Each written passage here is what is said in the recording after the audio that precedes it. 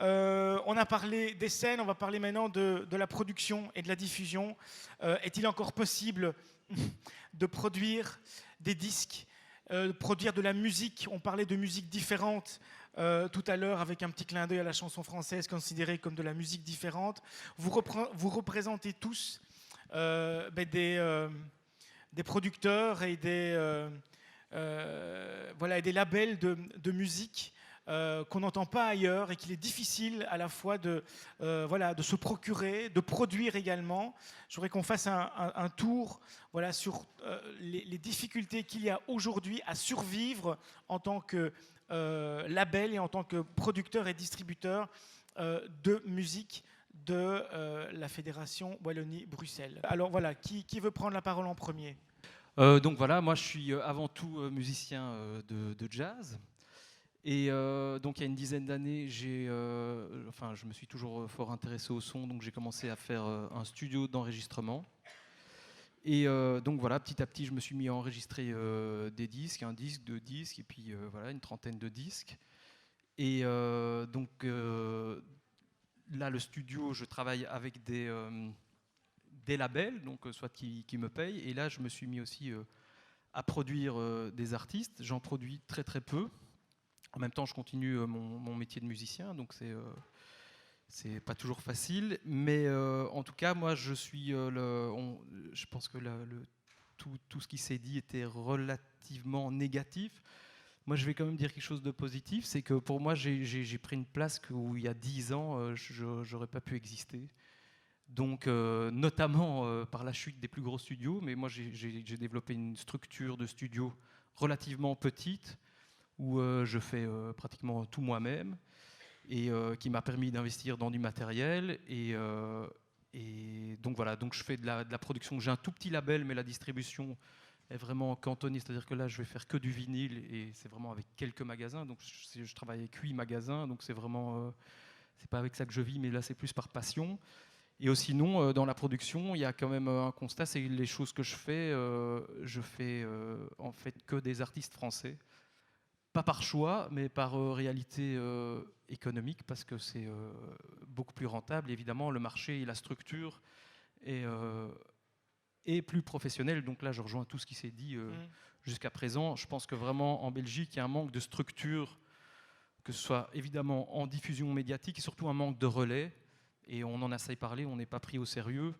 Et donc voilà, moi, j'ai profité quand même de la baisse de ces coûts des gros studios pour faire une petite structure, et puis aussi pour produire des groupes qui avaient peut-être avec des plus petits budgets. Moi, en plus, je me suis spécialisé dans la musique acoustique, donc ce qui est essentiellement jazz, où c'est vraiment une niche très particulière. Et donc voilà, je pense en bénéficier du changement. Voilà, on parle de production, difficulté de production.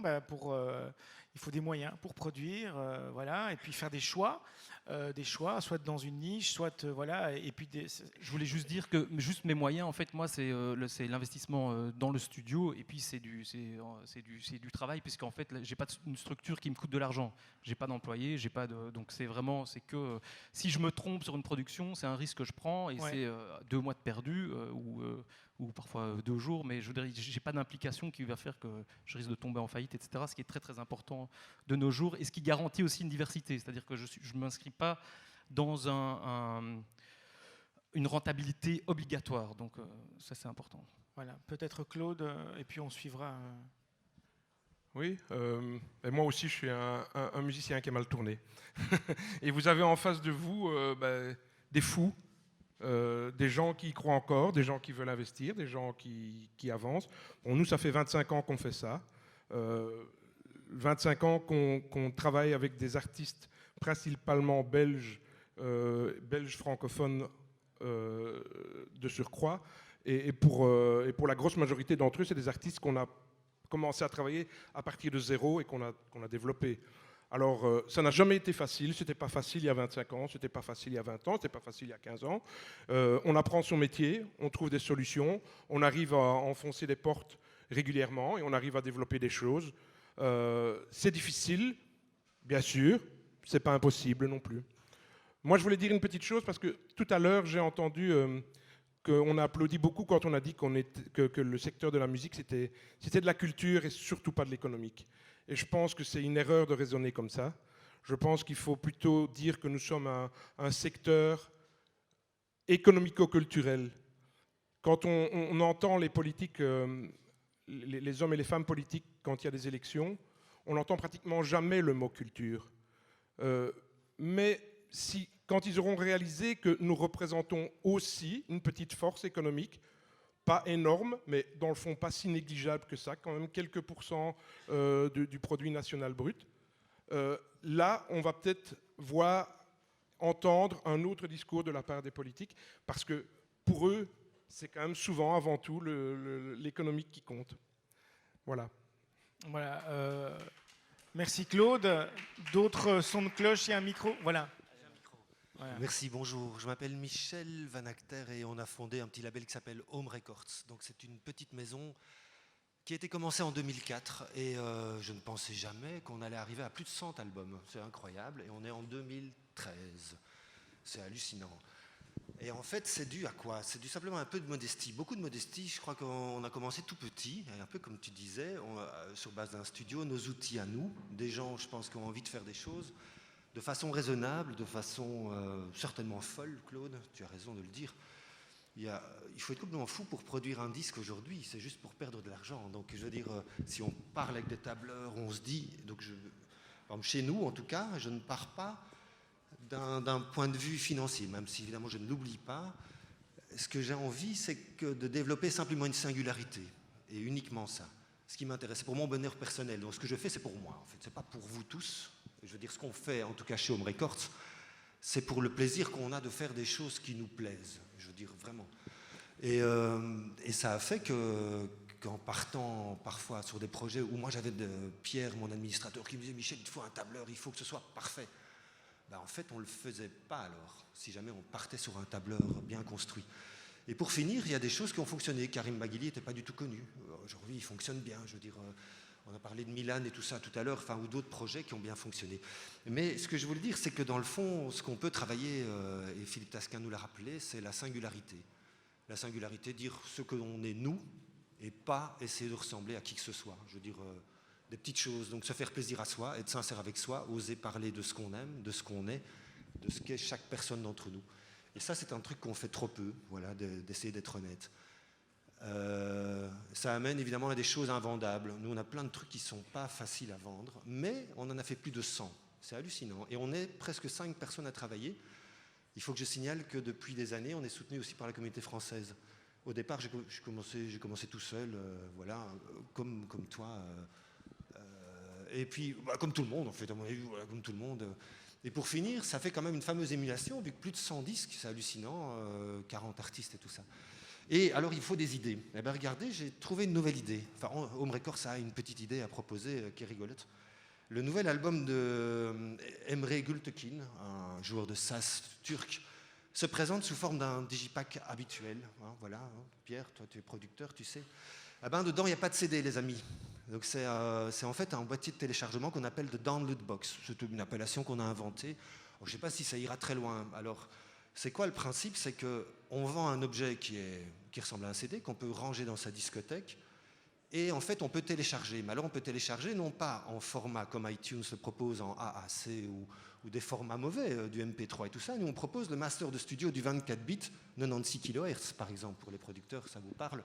On propose les meilleurs formats audio, donc nos masters qui sont faits dans nos studios. Ce que personne ne propose, même pas Bandcamp, on en a parlé tout à l'heure. Et ce qui est drôle, c'est qu'en faisant ça, c'est un objet qui coûte pas cher. Donc à la fabrication, je parle. Et donc de nouveau, l'acheteur, qu'est-ce qu'il en fait? Il fait le download dans le format qu'il veut et il le met sur le support qu'il veut. Il peut graver un CD, il n'est pas obligé de graver un CD. Il peut juste le mettre sur son iPod, sur son iPhone, sur son machin. Et donc ce sont des idées. Là où je voulais en venir, c'est que quelque part, la Belgique, c'est peut-être petit, mais si on se fait plaisir, qu'on se rend heureux, qu'on est sincère, qu'on a des idées rigolotes, c'est peut-être possible. Ouais, est-ce qu'il faut réinventer les marchés? Est-ce qu'il faut, à un moment donné, voilà, être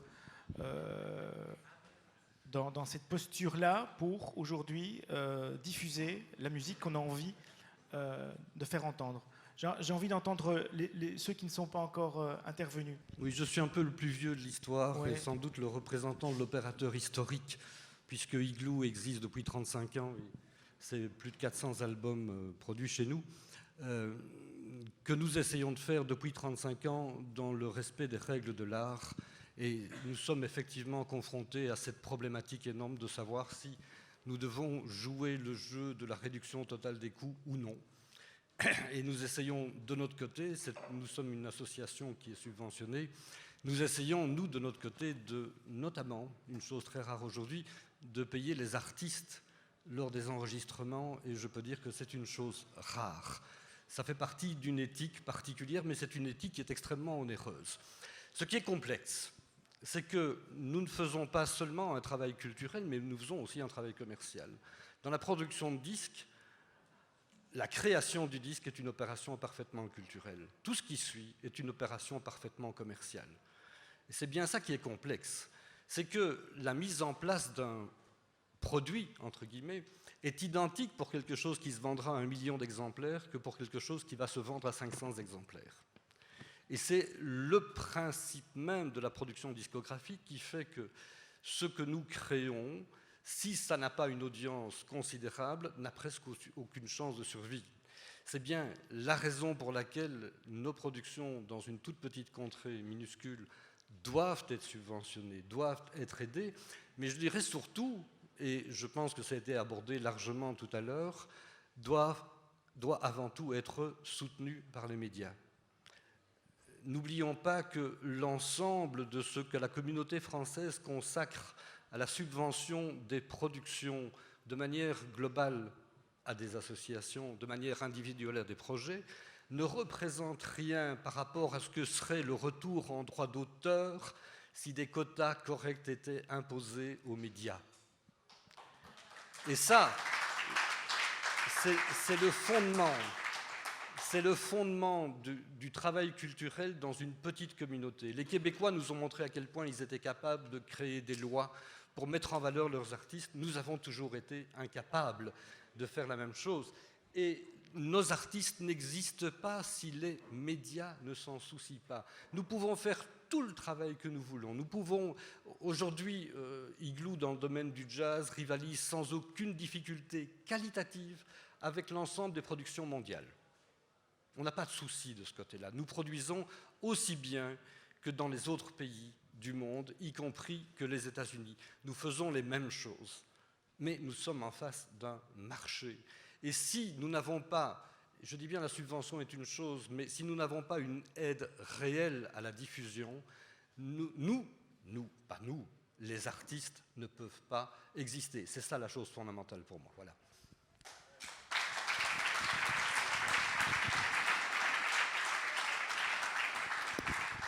Et après, il y a une Claude qui voulait intervenir, mais après... Moi, ça va être un son de cloche totalement différent parce que je suis derrière un vraiment micro-label indépendant qui fonctionne sans subside, tout a été financé sur fonds propres. Et pour exister, ma première approche a été de ne pas se concentrer sur la Fédération Wallonie-Bruxelles, étant donné que moi, je suis plutôt dans les musiques rock alternatives. Et pour exister médiatiquement ou même au niveau scénique, en Fédération Wallonie-Bruxelles, c'est rigoureusement difficile, voire impossible. Et donc j'ai un catalogue où il y a quelques groupes de Fédération Wallonie-Bruxelles, mais je travaille aussi avec des groupes italiens, des États-Unis, canadiens, etc. Ce qui m'a permis d'avoir une rayonnance un peu plus internationale. Ça reste toujours des petits chiffres, c'est des sorties à 300, 500 exemplaires, mais ça a permis, le label a 4 ans, et ça a permis en 4 ans d'avoir une certaine notoriété dans des médias alternatifs en France, en Italie, en Angleterre.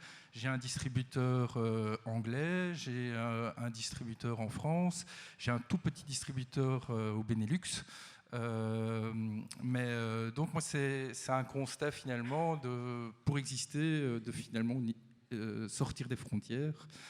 Et donc là, c'est quelque chose qui a été dit et redit et redit. Il y a vraiment un problème pour exister dans l'espace médiatique de la Fédération Wallonie-Bruxelles. Ce sera l'objet du débat juste après. Oui. Pierre ? Bah oui, donc je m'appelle Pierre Van Brakel et je pense que enfin, oui, pardon.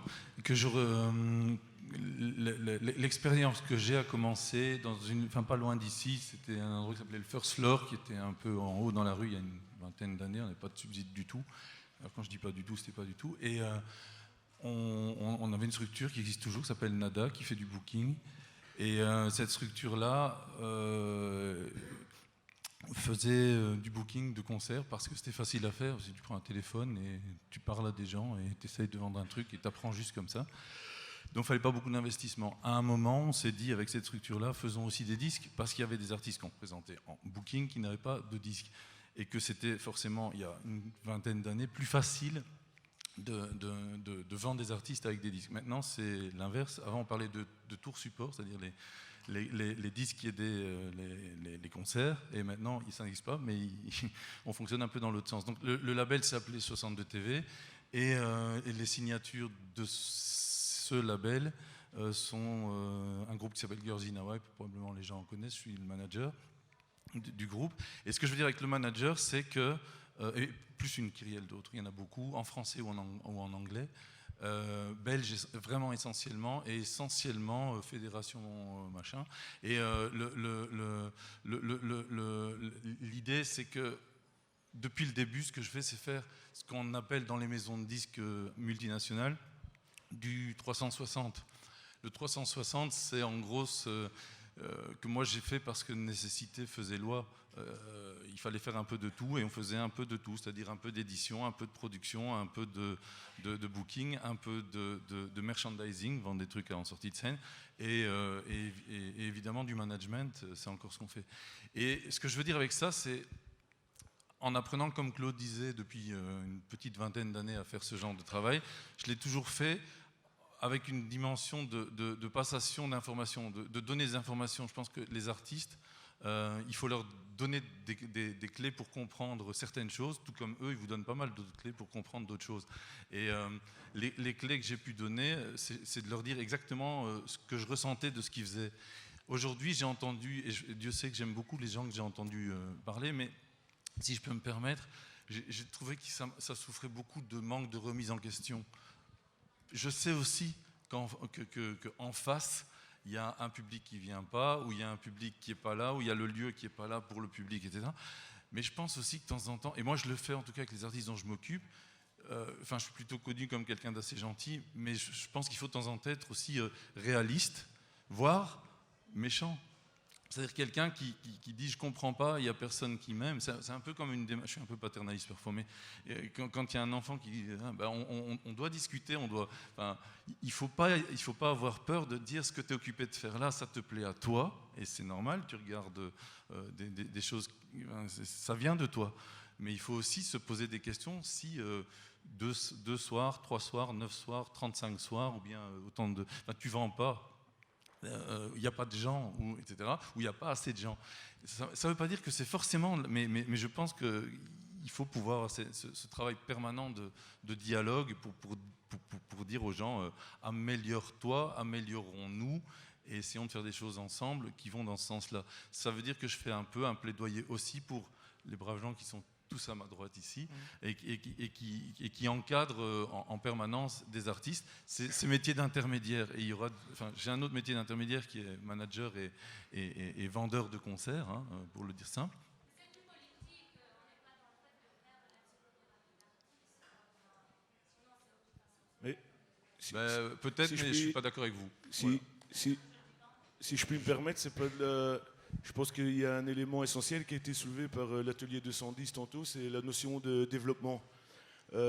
J'ai été assez effaré par quelques imprécisions que j'ai entendues ou quelques bras levés sur des premières parties à 150 €.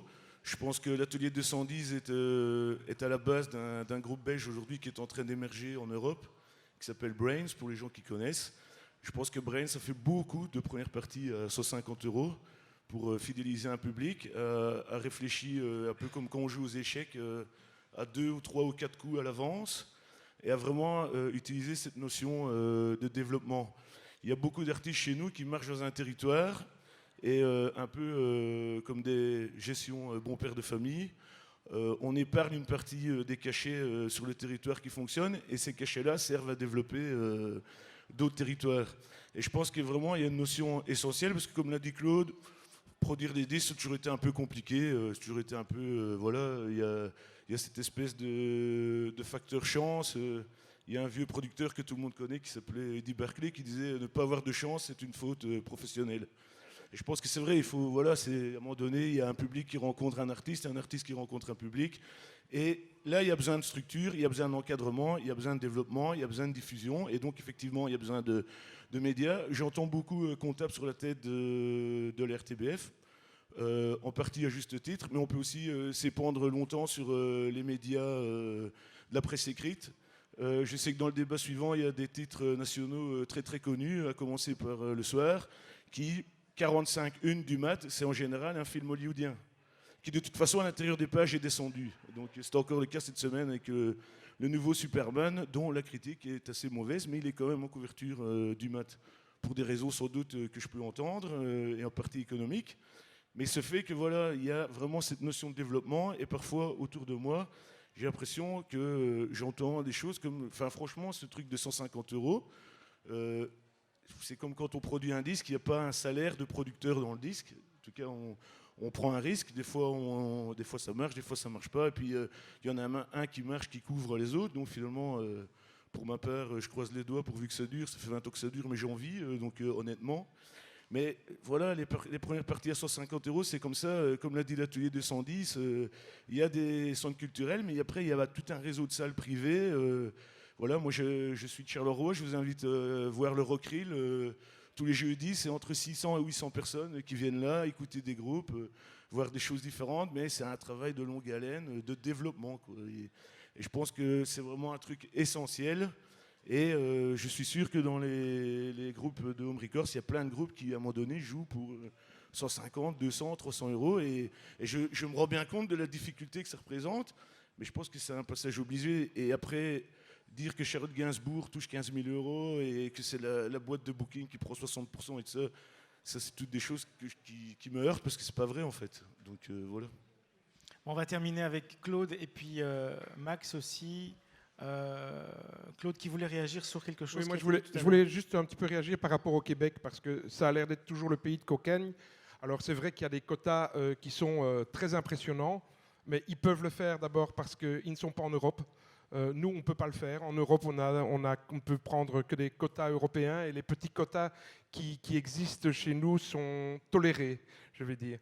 En même temps, il y a un revers de la médaille parce qu'au Québec, les 50 albums chantés en français les mieux vendus, il n'y a pas un seul Français, il n'y a pas un seul Suisse, il n'y a pas un seul Belge. Donc, ça leur permet d'être complètement protectionnistes. Je ne sais pas si c'est la meilleure des solutions. Mais je voulais dire autre chose parce que, comme tu le sais, j'ai aussi un autre rôle qui est celui d'administrateur délégué de la SABAM. Et en tant que tel, j'étais il y a 2 semaines à Washington au rendez-vous de la CISAC. Il y avait le sommet des créateurs. Et je peux vous dire que là aussi, il y a de l'inquiétude. Donc je ne voudrais pas qu'on limite l'inquiétude ici à la communauté française. Il y a de l'inquiétude, pourquoi ? Parce qu'à cause de la gratuité, tout le monde maintenant considère comme normal d'avoir accès à de la musique gratuitement. C'est évidemment au profit des consommateurs de musique, mais c'est sur le compte de qui ? C'est sur le compte des artistes, des producteurs, des éditeurs, des labels. C'est sur notre compte. Il y a une grosse inquiétude à ce niveau-là. Il y a aussi un nouveau président de la CISAC qui vient d'être élu. Bon, son nom va peut-être vous faire hurler, mais tant pis. C'est Jean-Michel Jarre. En tout cas, il n'a pas grand-chose à perdre à être là et à défendre des idées. Et ce qu'il défend comme idée, c'est que défendre les créateurs dans le monde, c'est une idée qui doit progresser un petit peu comme celle de l'écologie. Il y a 20 ans, quand on parlait d'écologie, on souriait. Eh bien, lui, ce qu'il veut faire, pas tout seul évidemment, avec plein de créateurs dans le monde, c'est faire progresser l'idée que la création doit être protégée. Et la création, ça veut dire effectivement les musiciens, mais ça veut dire aussi les cinéastes, les gens de théâtre, les gens qui écrivent des bouquins. Voilà. Et pour ça, il fait appel à toutes les sociétés d'auteurs dans le monde d'avoir chez eux une dizaine, une quinzaine d'ambassadeurs qui représenteront leur pays et qui, sur base d'un petit appel, pourront réagir et dire « oui, les créateurs doivent être défendus dans ce cas-là ». Et ça, c'est très important et c'est quelque chose qu'on va devoir développer, notamment à la Sabane. Ouais, merci Claude. Voilà, très Peut-être brièvement, un donc, mot de la pour fin, terminer, malheureusement. voilà. On est plus Je voulais donc juste une petite précision par rapport aux 150 €. Donc Clément qui nous parlait de ça, il parlait au Botanique, donc dans un endroit subventionné. C'était absolument pas dans d'autres petits endroits, etc. Donc là, c'était ça le sujet. Mais... Sauf que dans le cas de la date de Charlotte Gainsbourg, je suis presque certain que c'était une production de Live Nation et pas du Botanique. Il faudra en discuter au bar après. Et puis, moi, je voulais terminer, puisque je suis musicien et membre du Fakir aussi, puisque Pierre parle, par exemple, de concept 360. Je pense que c'est vraiment important pour les musiciens, premièrement, de rejoindre le Fakir, mais surtout de s'informer sur les métiers de la musique. C'est quelque chose d'assez complexe. Et il y a beaucoup de musiciens qui n'ont conscience absolument de rien et qui ne font que jouer. Et en fait, dans tous les musiciens qui vous font rêver, que ce soit des Beatles à Björk, c'est tous des gens qui sont extrêmement branchés business aussi et qui connaissent bien les séparations de chaque métier. Et moi, je fais juste de la production pure. Et donc, je dirais que le concept 360, c'est un peu une obligation presque en Belgique. Mais que personnellement, je trouve que c'est un concept qui est un peu malsain, puisque tous les métiers, normalement, sont là dans une chaîne où on peut aider ou alors, enfin, comment expliquer, aller titiller celui qui ne ferait pas bien son boulot, moi en tant que producteur, avec le label, avec la licence que je signe, etc. Et que je pense aussi qu'une collaboration est quelque chose d'assez sain. Maintenant, c'est vrai qu'en Belgique, le marché est tellement petit que c'est beaucoup plus facile à faire. Donc, voilà. Peut-être que dans les 360, il faudra aussi devenir directeur de médias ou journaliste, ou faire ses propres critiques de... Il faudra passer, ouais.